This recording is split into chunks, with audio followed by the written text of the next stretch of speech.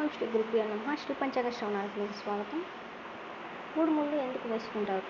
పెళ్లిలో కేవలం 2 వ్యక్తులు మాత్రమే కాదు, 2 కుటుంబాల జీవితాలను ఒక్కటి చేసే అపూర్వమైన ఘట్టం ఈ వివాహం.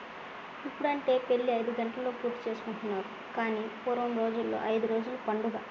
ఈ 5 రోజులు వేడుకగా జరుపుకొని ఈ పెళ్లి రోజుల్లో 3 ముళ్ళు వేసుకుంటారు. ఎందుకంటే దీని వెనుక ఏదైనా పరమార్థం దాగి ఉందా అనే సందేహం మీకు ఎప్పుడైనా వచ్చిందా?